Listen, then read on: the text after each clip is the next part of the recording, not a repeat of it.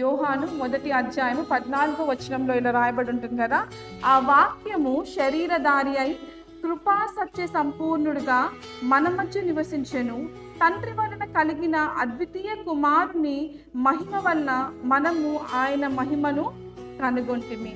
ఇక్కడ ఏంటంటే మొదటి వచనంలో ఆది యందు వాక్యముండెను, వాక్యము దేవుని యందు ఉండెను, వాక్యము దేవుడై ఉండెను. ఆ వాక్యం ఎట్లా శరీరము దాల్చి ఆ కుమారుడిగా వచ్చినప్పుడు అక్కడ 3 మాటలు ఉన్నాయి కదా.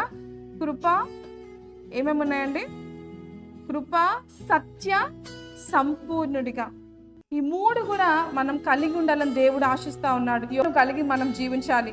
మనందరిపై దేవుని కృప ఉంది, కానీ దాన్ని మనము నిజంగా దానిని మనం కలిగి ఉన్నామన్న అటువంటి జీవితాలు మనం జీవిస్తున్నామా? మరి సత్యముగా దేవుడే సత్యమై ఉన్నాడు కదా, నేనే మార్గము సత్యము జీవము. మరి అటువంటి సత్యమైన దేవుని కలిగిన వరకు మనం ఎంతవరకు సత్యముగా మన జీవితంలో మరి ట్రూత్ఫుల్గా మనం జీవిస్తూ ఉన్నాం. 3వది అక్కడ చూస్తే సంపూర్ణముగా.